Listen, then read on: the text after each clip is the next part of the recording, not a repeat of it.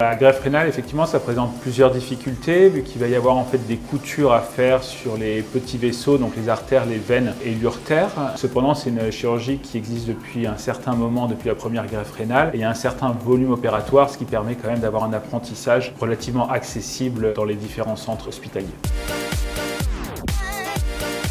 La greffe rénale présente plusieurs complications qu'on appelle péropératoires durant l'intervention. Donc là, ça va être les saignements notamment. Ensuite, il y a les complications qui arrivent un peu après l'intervention. Donc là aussi, il peut y avoir des saignements. Il peut y avoir aussi des fuites urinaires. Et après, tout ce qui est complications qu'on dit de parois, donc ça va être les infections. Et ensuite, il va y avoir des complications plutôt immunologiques, vu que le patient reçoit des traitements immunosuppresseurs.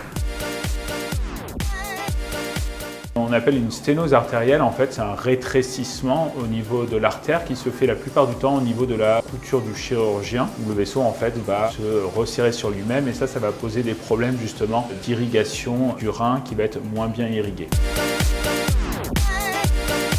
Le diagnostic il peut se faire par plusieurs méthodes. Soit en fait le patient ne va présenter aucun symptôme, on va dire qu'il est asymptomatique. Et à ce moment-là, la découverte elle se fait sur ce qu'on appelle l'échographie Doppler, qui permet en fait de visualiser le passage du sang dans le rein. Et donc s'il y a une sténose, il y aura un passage qui sera moins bon et on le découvrira à ce moment-là. La deuxième possibilité, qui est la plus fréquente, c'est qu'en fait il va y avoir justement une répercussion de cette sténose sur le greffon. Et donc ça peut engendrer soit des hypertensions artérielles mal contrôlées ou bien une dégradation du greffon qui va se manifester par une insuffisance rénale lors du suivi du patient greffé.